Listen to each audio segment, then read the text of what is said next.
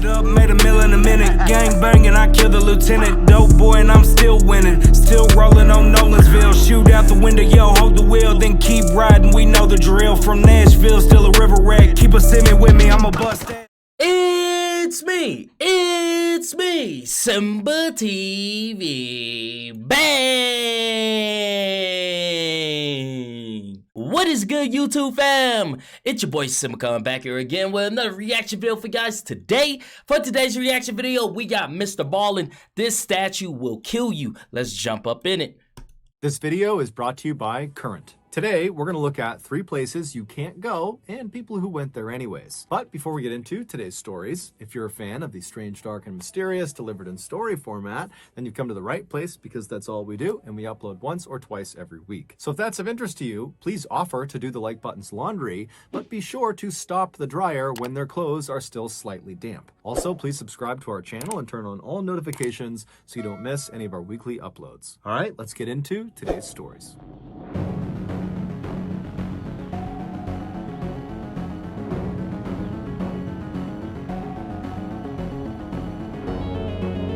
Shit always happen on honeymoons. In the fall of 2002, 19-year-old Gemma Houghton moved into her dorm room at the very prestigious University of Manchester in England to begin her freshman year. Her first couple of months at the school were relatively uneventful. She spent all of her time focusing on her studies, and so she really had not gone out and met any new people. But in early 2003, so about halfway through her freshman year, she was standing outside of her dorm when this boy she had never met before walked up to her and introduced himself. He was this tall, very handsome, very charming guy. He said his name was Ian Redmond. He was a senior at the school, and he in fact lived in the same building that she did, and so he just wanted to introduce himself. Now, Gemma was not looking for a boyfriend, but she was immediately attracted to Ian, and Ian would later say the feeling was mutual. This chance encounter would ultimately blossom into a full-fledged romantic relationship, one that would ultimately lead to Ian 6 years later proposing to Gemma on Christmas Eve 2009.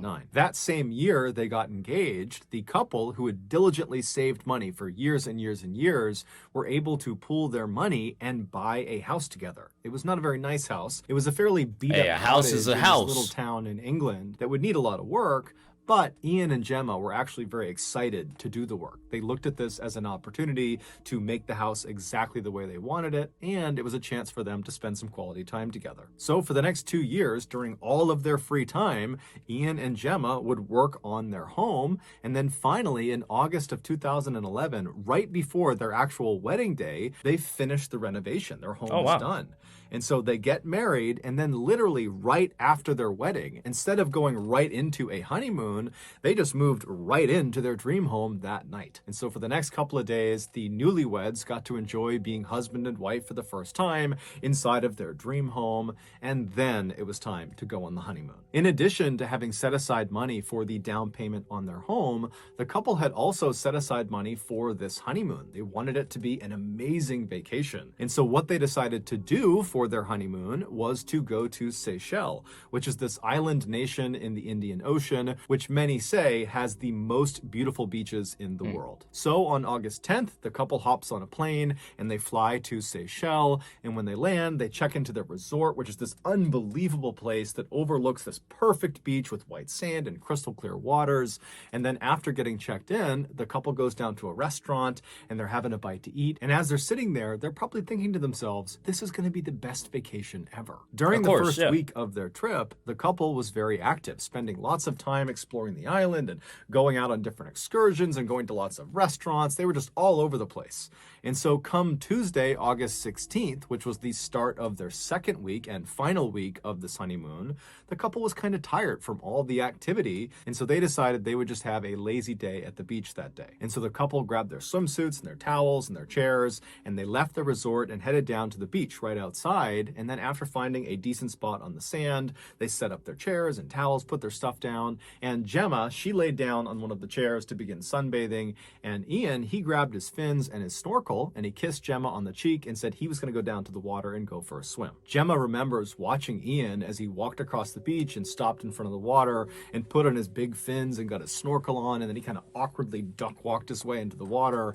And Gemma remembers just smiling and laughing to herself watching him awkwardly do this, and then thinking to herself how lucky she was to be married to such an amazing guy. She really loved him so much. After Ian had finally gotten into the water and had begun his snorkeling journey, Gemma laid back and began to doze off to sleep. A little while later, though, Gemma suddenly woke up to the sound of what almost sounded like someone sneezing really, really loudly. And so instinctively, she sat up and scanned the waterline for her husband, but all she saw were other tourists in the water swimming and snorkeling and doing all sorts of stuff. She couldn't find Ian. And then she heard a male voice calling out for help, and it was coming off to the right towards the top of the beach, pretty far away from her. And she turned and she saw Ian. Ian was about 60 feet off of the sand, so he's well out into the water, and he appeared to be kind of hunched forward with his arm kind of in the water, and he's waving his other arm in the air. It was like he was stuck on something, and before Gemma could get up and run to him or help him in any way, Ian just begins to scream at the top of his lungs. When Ian began screaming, there was a surgeon who was also on vacation at this beach who was in a boat near where Ian was.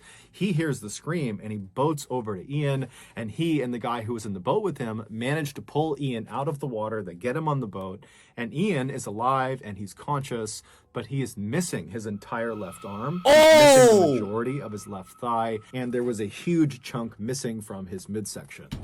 Oh, what the flying, what? Yo, see, look, man. People always ask me, why you don't go swimming in the ocean, in lakes? Because that's like my worst fear, bro. You don't know what's down there. Everything down there is willing to eat you and kill you. That's their only purpose in life, is to eat. And they want human flesh, in my mind, okay? That's so scary.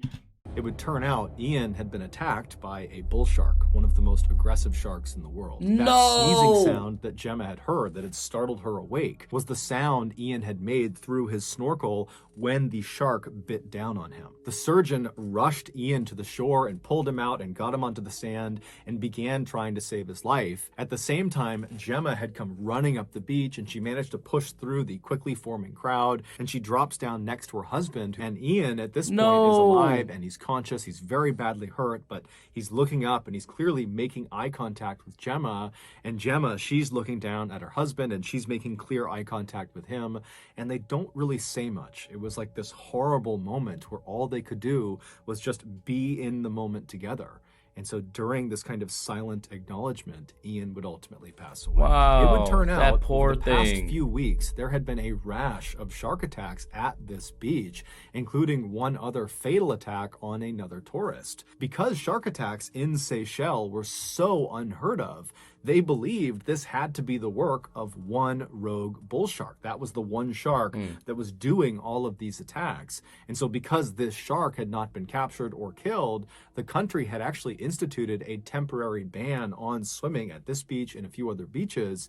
But for whatever reason, the ban had not been communicated effectively to the tourists, nor had it been enforced on the tourists. And so Gemma and Ian had no idea the water was a dangerous place to be. They just looked out and saw other tourists swimming around and believed it was totally safe, when in reality, it obviously wasn't. Gemma would quickly return to England, and she would host her husband's funeral in the same church she and he had been married in 10 days earlier. That's so messed up, bro. That's really messed up. Like, I couldn't imagine the pain, because it's like one of those things. It's like a big fuck you, you know? Here you are, one of the happiest times of your life. You just got married, you just finished your house, and then you lose someone that you love. On your honeymoon, now that's heavy.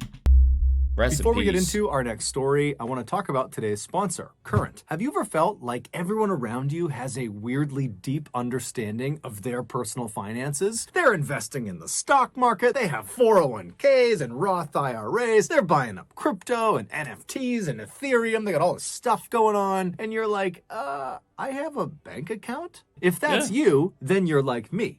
And if you're like me, you really need to sign up for Current. Imagine a company that could drastically simplify your personal finances. They could help you save money, they could earn you points on your purchases, and on top of that, they have a very slick mobile app. Well, the company you're thinking of would be Current. They are not only designed for the not financial gurus like myself, they are also designed for the future. Right now, virtually every bank requires you, at least at some point, to come into their physical location, despite the fact we're in 2021, about to go into 2022, where everything is online, but banks have not evolved. Current, on the other hand, they have evolved. Their entire operation is online. Once you sign up, they fire you off one of these sweet little debit cards, but then everything else is done on their app. Current and I are also giving away $10,000 to you all. All you gotta do is sign up for Current using my promo code BALLIN,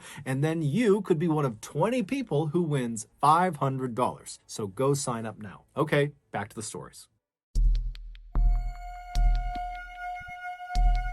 In 1986, 35 million Americans went to see the brand new movie Crocodile Dundee, which was a comedy that starred this very capable and rugged Australian crocodile hunter who goes to New York City. One of the 35 million Americans who saw this film was a 24-year-old model from Virginia named Ginger Meadows. And after seeing this film, Ginger felt inspired to actually go to Australia to see it for herself because it looked so amazing in this movie. So a couple of months later, we don't do that. In March of 1987, Ginger, by herself.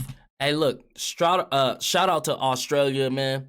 I love y'all. I fuck with y'all. But y'all got some of the most dangerous animals. I don't know how y'all sleep. I don't know how y'all walk. I don't know how y'all eat with those big-ass poisonous animals that just want to kill you.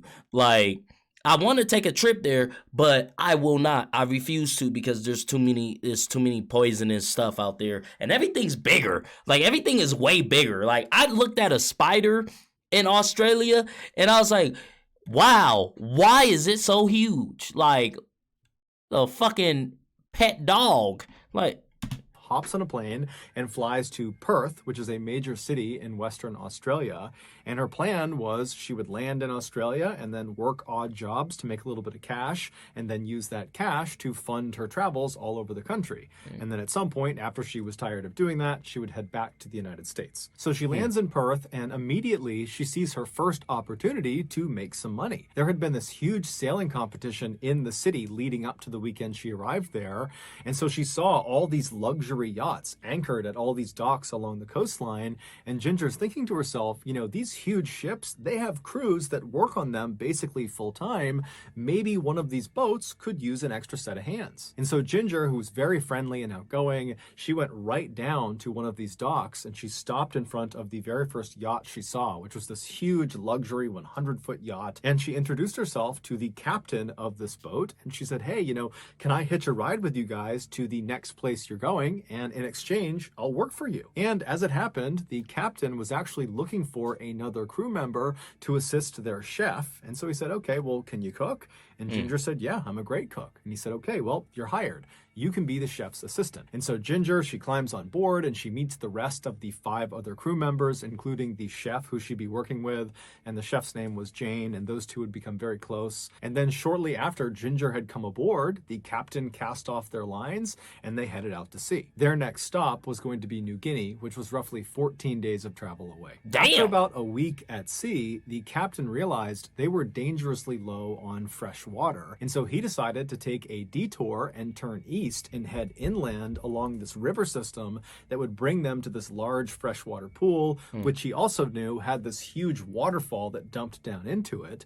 And so he figured they could go right underneath this waterfall and fill up their jugs with all this fresh water and then head back out and they'd be good. So on the morning of March 29th, the captain anchored the yacht out at sea near the mouth of this river system, and then he lowered the yacht's dinghy, which was a smaller, more agile boat. And once that was in the water, he, Ginger, Jane, and the rest of the crew, they hop in this dinghy along with all these large empty water jugs, and they begin making their way towards this river. And so they're traveling up this river for a little while, and then finally they get to this huge freshwater pool, and right in front of them is this amazing waterfall, and everybody is just totally awestruck by this waterfall. It's like a gem in the middle of nowhere, because they're in very rugged Australia at this point. And so the captain, he brings the dinghy right near the base of the waterfall, and one by one they hold up their water jugs and they fill them with fresh water, and then they're about to turn and go back out to sea and get back on their yacht when the captain thinks to himself, you know what, we've been at sea for 7 days straight, it's been very monotonous,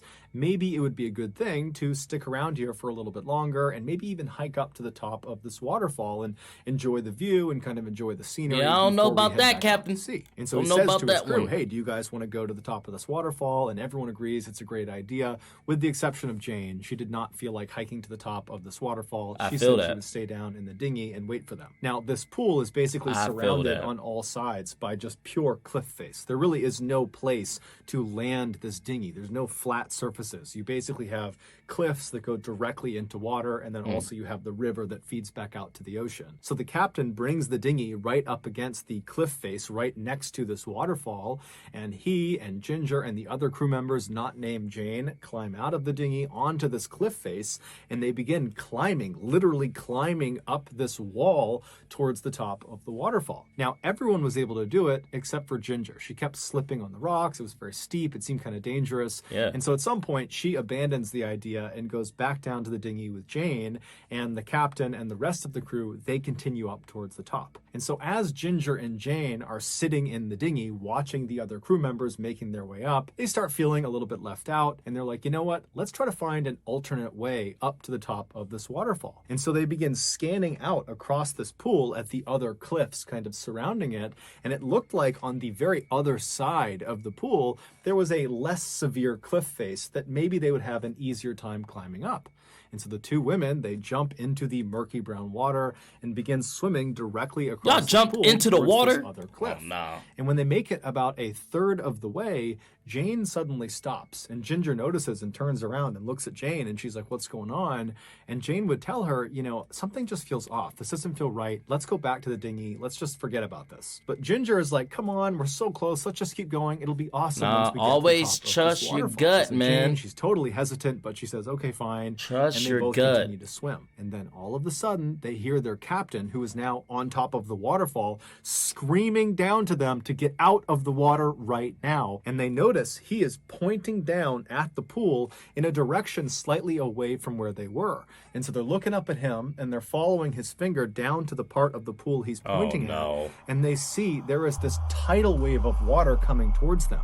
It is a 12-foot-long saltwater crocodile that has noticed them, and it is charging straight at them. Now, Jane and Ginger knew they were too far away from the dinghy to be able to swim to it before this crocodile was going to reach them, and so their next best choice was just to turn and swim towards the nearest cliff face, because again, there is no place to get out of the water. There's only cliffs. And so they swim towards this cliff face, which is right on the edge of the bottom of the waterfall. And so water is landing on them, and they reach the cliff face, and they're trying to climb up and pull themselves out of the water, but there's nowhere to grab onto. It's all totally slick. There's no good handholds. And so all they have is this little ledge that is in the water that they're standing on, but they're still halfway into the water.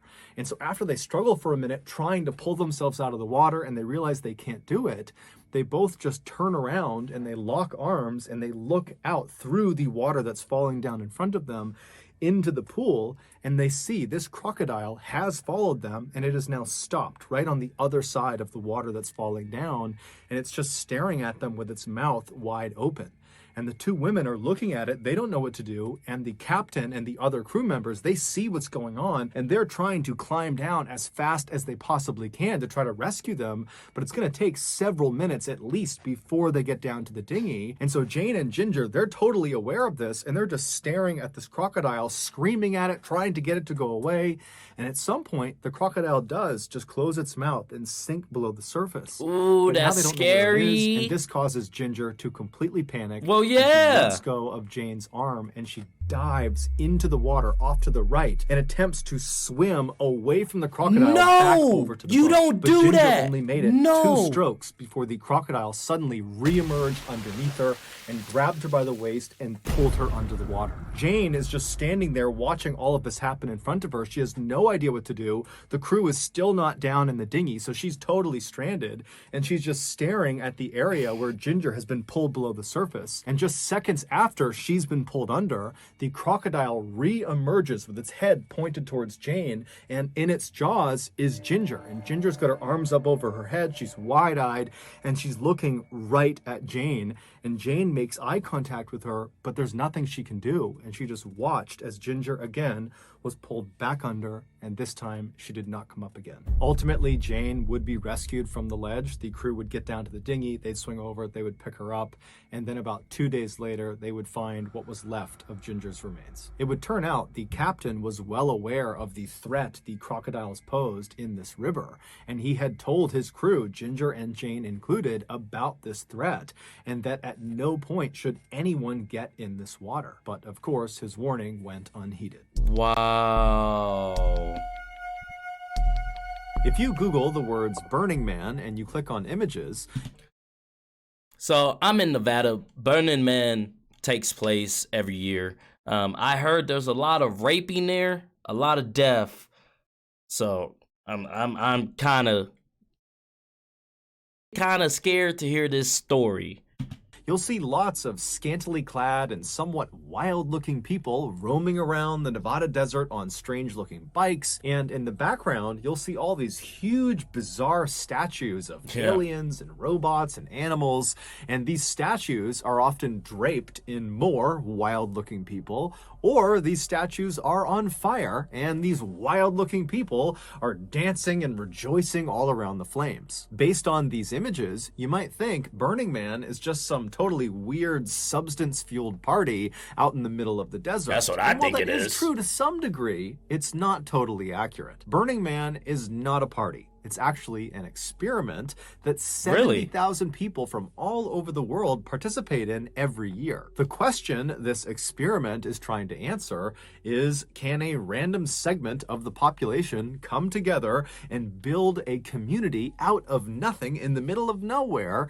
And can they do it while knowing at the end of Burning Man, which is always 9 days long, everything they build, the sculptures, the shelters, everything will be torn down and destroyed and erased from the planet as if it had never been there in the first place. And amazingly, year after year after year, the answer to this question is yes. Yes, they I did not know that. As soon as these 70,000 people descend on this small section of the Nevada desert, they immediately get to work helping each other, building their own sites. I mean, these people largely don't know each other, or in many cases, they don't even speak the same language, but they're showing up with this shared desire to build this temporary community. And so they begin seamlessly working together. And while shelters are being stood up all over the place, other attendees will pull out instruments and form impromptu bands. And then the artists of the group will get together and begin building these kind of strange sculptures. And so very quickly, within only a few hours, every year in Burning Man, this plot of barren desert turns into this beautiful otherworldly utopia full of totally happy and fulfilled and excited strangers. But in 2017, the utopia that was created at that Burning Man was shattered by one man, and his name was Aaron Joel. In 2017, Aaron Joel was a tall, handsome, 41-year-old free spirit who, from the time he was just a little kid, had this sort of restless energy about him. He always needed to be out doing stuff. He could never sit still. And so by the time he was old enough, he left his family home in Oklahoma and moved out to Oregon and moved into this commune. A commune is a group of people that live together and share their possessions and responsibilities. But shortly after moving into this commune, Aaron got restless again. This wasn't enough for him, and so he left the commune and began traveling all over the United States. But after he had basically gone everywhere in the country, he became restless again, and so he left the United States and he went went to Nepal and began traveling all over Nepal. Damn. And while he was there, he met this wonderful young woman from Switzerland named Ladina, and the two fell madly in love. And then when it was time for Ladina to leave Nepal and go back to her home country, Aaron followed her. And just a couple of years later, in 2014, the pair got married and they bought a house together and settled down in Switzerland. For a time, Aaron and Ladina were very happy. Their life was very simple and straightforward. They loved each other. They loved Switzerland. But in 2017, Aaron's wanderlust reared its head again. And so he went up to Ladina and he told her that, honey, I need to go out and explore again. I need to go out and be free again, even if it's just for a couple of days or a week or whatever time it is.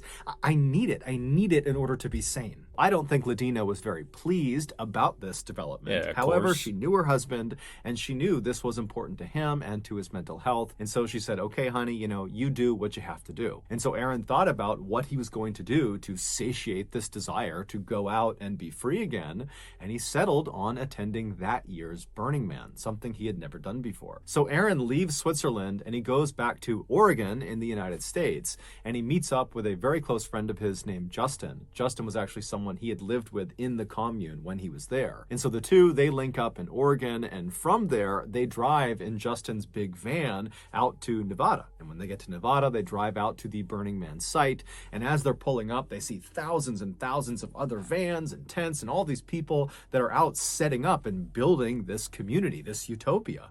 And so right away, Aaron and Justin, they find their spot, they park their van, they begin to build their own site. And then after that, they pulled their bikes out of the van and began biking around, helping other people out build their sites and build the rest of the community. And so by that afternoon, Aaron and Justin had made lots of new friends, and they were out partying and dancing and singing with total strangers, just totally immersed in the Burning Man experience. That night, Aaron would actually turn in early while Justin would stay up and continue having a good time with the new people he had met. Aaron was just not a night owl. He liked to get a full night's sleep and then get up early and make himself a smoothie and do yoga. And so this was very normal behavior. Justin would later say that he really looked up to Aaron. And in fact, many people that knew Aaron looked up to him because Aaron, on the one hand, was a total free spirit that would just kind of go where the wind would blow him. But at the same time, he was very regimented and disciplined. He took great care of himself, both physically and mentally. And he just seemed wise beyond his years. And he was incredibly charismatic and very funny, and so people really flocked to him and really idolized him. One of the traditions of Burning Man has to do with its namesake. Towards the end of every Burning Man, they will build this 40-foot tall wooden man effigy, and they will burn it to the ground, hence the name Burning Man. And so on the night of the so-called man burn, Aaron told Justin that he was not going to turn in early that night, that instead he was going to stay up and watch the spectacle of this effigy being burned to the ground. Justin was really excited about it, and so was Aaron. And so that evening, Aaron and Justin met up with their new friends they had met while they were at Burning Man, and their group began making their way over to the wooden man effigy. Now, this huge effigy was situated in this huge open clearing, and then standing all around this wooden man are what they called rangers. They're basically security guards for the event that also have some fire training, and they would stand almost shoulder to shoulder or very close to shoulder, facing away from the effigy, forming a perimeter around it. And the rangers' job was to prevent the crowd of 70,000 people from getting too close to the effigy when it was on fire, get because burned. it's obviously a huge hazard. And so Aaron, Justin, and their friends, when they got to this clearing and saw the effigy, they would have seen thousands and thousands of event attendees converging on this effigy, getting as close to the rangers as they possibly could on all sides. And so Aaron and Justin and their friends, they make their way up to one particular section of this crowd, and they begin fighting their way through all these people, trying to get as close to the rangers as they possibly could because they want a good view of this man burn. And then once they were satisfied with their view, they just stopped and waited for the effigy to be lit. But before the effigy was lit, Aaron would turn to Justin and say, hey, I have some friends from Switzerland who are here right now. They're on the other side of the effigy, on the other side of the crowd, and I'm going to go see them right now. And so Justin was totally bummed that Aaron was going to be leaving right before this thing is lit because he wanted to experience this with Aaron. But he said, okay, no problem. I'll see you hopefully, before this thing gets lit, or, I'll see you after this burn is done. And so Aaron departed the group, group, and Justin watched as he kind of disappeared into the crowd. And then Justin turned his attention back towards the effigy, and a little while later, when the sun had gone down and it was totally dark out and the crowd was totally electric as they're waiting for this thing to light, finally they did. They lit the effigy, and as soon as it went up in flames, the crowd of thousands and thousands of people roared with excitement. And this whole time, Justin is totally amazed by what he is watching, but he's also scanning the crowd, kind of hoping that Aaron will eventually pop back up. But at this point, the crowd is so massive and everyone's so tight together that Justin is really not expecting Aaron to come back over to where he had been. It just didn't seem possible. And so this huge wooden man effigy goes up in glorious flames, and everyone's so amazed by it. And then eventually the flames begin to dwindle down as the structure continues to burn lower and lower to the ground. And then finally, when the fire is just about out, the crowd of people begin to disperse. And at this point, Justin again looks around hoping to maybe see Aaron, but Aaron has not come back yet. And so Justin just says, okay, maybe it's time to leave and go check in with Aaron back at the van. And so he notifies his friends that he's going to turn around and head back. And as Justin turns and begins leaving the crowd, someone who was at the event, who apparently knew Justin and knew Aaron, came running over to Justin and frantically told him this totally shocking story about something that happened to Aaron. Now, at first, Justin just could not believe it. He couldn't even process it. It seemed so outlandish and unbelievable that it just could not have happened. But he was thinking to himself, I haven't seen Aaron since he left to go see his friends from Switzerland, and I have no idea where he is. And so Justin starts looking around the crowd again. He's not seeing Aaron, and he's starting to panic. And so finally, Justin just turns and starts running back towards his van in hopes that Aaron is going to be there. But when he gets back to his van, Aaron is not there, and there's no sign that Aaron has been back after they had left for the man burn. It would turn out that shocking story Justin had been told about Aaron was true. This is that shocking story. After Aaron told Justin that he was going to go to the other side of the crowd and spend some time with his friends from Switzerland, he disappeared from the group and he made his way over to that far side of the crowd. But we don't know if he actually met up with friends from Switzerland or if that was just some cover to get away from Justin and the other people he was with. But regardless, at some point, Aaron made his way over to the other side of the effigy, away from Justin and away from his other friends. And once he was over there, he pushed his way towards the front of the crowd until he was right in front of the Rangers with front row seats of the effigy. And then after the effigy was set alight and was fully engulfed in flames, Aaron, at some point, bum rushed one of the Rangers right in front of him and was able to push past him. And then before that Ranger or any other nearby Rangers could stop him, Aaron was able to sprint directly into the bottom of this massive effigy, right into the fire, and he disappeared inside of it. Because the crowd was massive and unruly and many people were under the influence of drugs or alcohol or both, because of all of that, even though Aaron is running into the fire right in front of them, no one paid attention. Nobody noticed. Everybody was in kind of their own worlds, and it's dark out, there's this fire. I mean, there's so many distractions that really nobody noticed this happening besides the Rangers that were immediately affected by Aaron running past them and some of the people that were right at the front of the crowd watching as Aaron did this. And so this is why Justin and the rest of his friends had no idea this had happened, despite the fact they were watching this fire as this was happening. Aaron would ultimately only be inside of the flames for 12 seconds before the Rangers were able to go inside and pull him out. But by that time, it was already too late. Aaron would be rushed to the hospital, but he would die that night. It would later be determined that Aaron was completely sober at the time he decided to run into the man, which means he was of clear mind when he decided to do this. And so it was determined that his death had to be a suicide. However, his family and his friends and anybody who knew him are just totally not buying the idea. Yeah, that doesn't really make sense from his story. Like, it just didn't make any sense. Don't really make sense. Something Aaron would have done. He was acting totally normally. His behavior was not erratic. Something else must have caused this to happen. But unfortunately, at this point, no one has come close to figuring out what this other thing could be. And so to date, his death still remains largely a mystery. Here is a picture one of the bystanders took of Aaron as he charges into the fire. Whoa, that is crazy. So that's going to do it, guys. If you found the secret, That picture is like insane, man. Wow. That is crazy.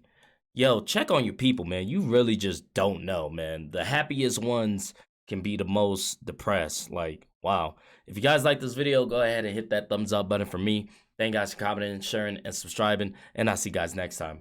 Peace.